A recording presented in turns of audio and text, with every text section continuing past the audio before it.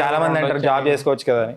నేను నా అర్నింగ్ వింటే మీరు నా దగ్గర జాబ్ చేయడానికి జాయిన్ అవుతారు. బల్బు ఉండాలా, కానీ కొత్త బల్బు ఉండకూడదు. ఇప్పుడు ట్రాఫిక్ సిగ్నల్ దగ్గర అడుక్కునేవాడు ఉంటాడు భయ్యా, బ్రో నీ యొక్క నెల సంపాదన ఎంత అంటే వాడు మనకంటే ఎక్కువ చెప్పాడు అనుకో, బ్రో నేను నీ దగ్గర పని చేస్తాను బ్రో అంటాడా ఏంది అన్నాడు కదా. పానీపూరి బండి దగ్గర డబ్బులు భలే వచ్చేస్తాయని చెప్పి ప్రతి ఒక్కడు వీడియోలు చేసేస్తూ ఉంటాడు. అలా డబ్బులు వస్తున్నాయని చెప్పి బ్రో నేను మీ దగ్గర పని చేస్తాను అని చెప్తాడా ఏంది, చెప్పడు కదా. అట్లే మన ముఖేష్ అంబానీ, ఎలాన్ మస్క్ వీళ్ళు కూడా చెప్పరు భయ్యా మీ యొక్క ఇన్కమ్ ఎంత అంటే నేను కానీ చెప్తే మన దగ్గర పని చేయడానికి వచ్చేస్తామని చెప్పి ఇంత కొత్త బలుపుతో వాళ్ళు కూడా చెప్పరు.